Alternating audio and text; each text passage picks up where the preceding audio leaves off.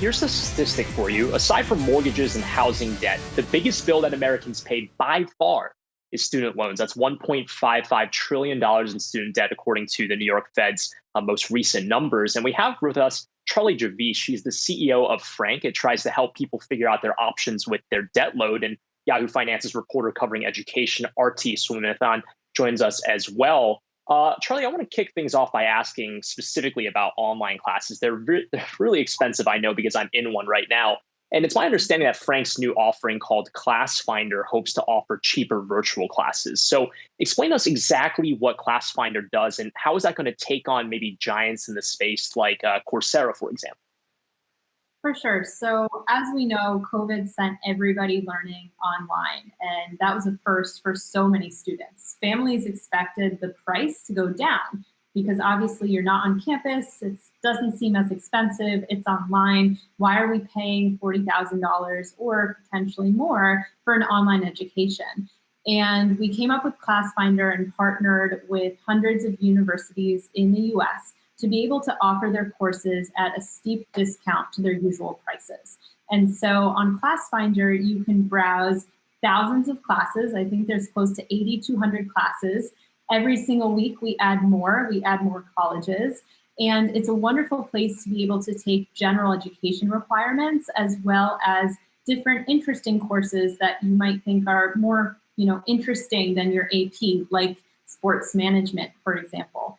And when you think about the marketplace and how to get a job when you graduate, getting a certificate or getting a badge like you do on Coursera or Udemy isn't really enough when it comes to employment. A recent study from Opportunity at Work actually states that close to 70% of all job descriptions require a bachelor's degree.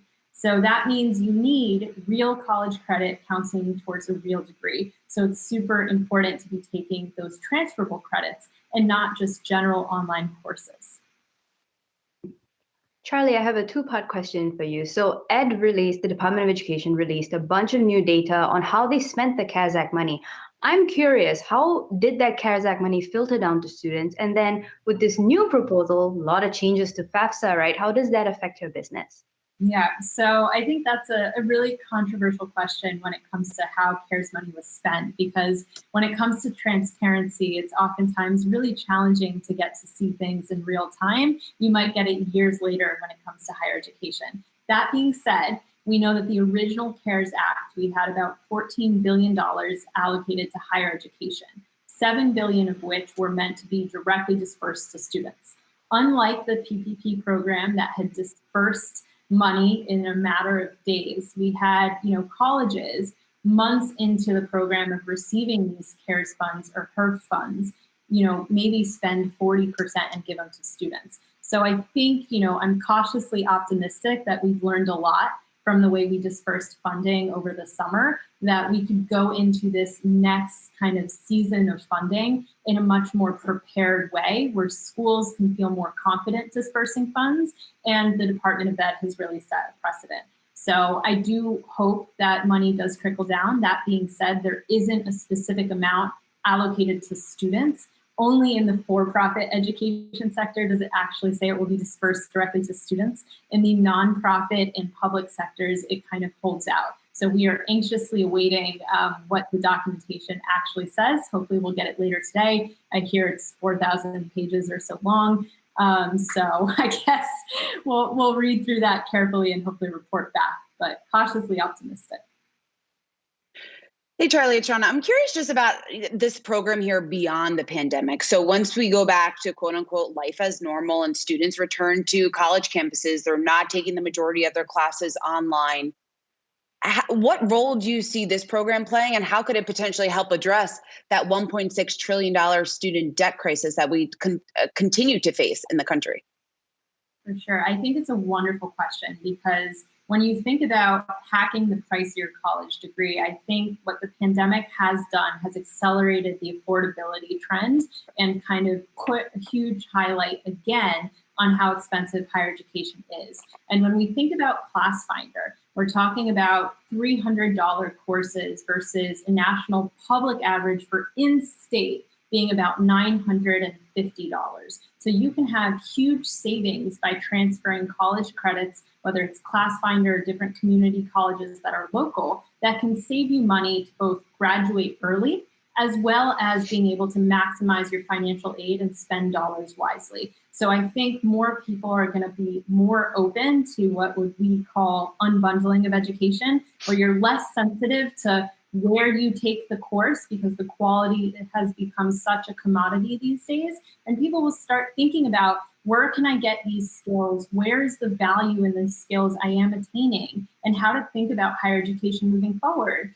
as being able to have a type of open university system pushing and compressing prices down, where students have the power to choose and advocate for themselves.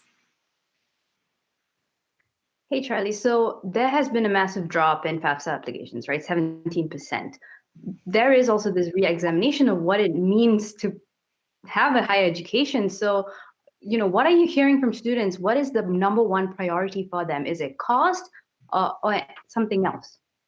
I think there's two elements at play. I think uncertainty is a really big one, right? Because your family members might be sick, you might be sick, you don't know if you're going to be getting a job in the near future. So I think uncertainty is playing a big role when it comes to FAFSA declines and enrollment declines. That being said, now that the vaccines come out, hopefully the strains don't put a wrench into that. But we should be seeing a pickup as the deadlines were pushed back. So I do think people still have time to be filing. That being said, I do think what is changing when it comes to COVID is just how people value their education and their time. And when it comes to how the best ways to save are when it comes to, going to college, file your FAFSA, do it early. Maybe take these online asynchronous courses so that you could work at the same time and be able to gain useful work experience and skills to become more hireable while getting paid while you're in school. You should always be appealing your aid, because what COVID really taught us is school's lowest price and best aid award is not the best aid award. They will keep lowering prices to keep you in school, and you are kind of at your best to be negotiating that tuition bill. And most importantly, do it as early as possible, because aid is somewhat first come, first serve. So it's important that you get all that paperwork in early. And that's why the delays, I think, are so concerning, because it could hurt and leave out a lot of students. And from the reports we're seeing, has disparately impacted minorities as well as low-income families the most.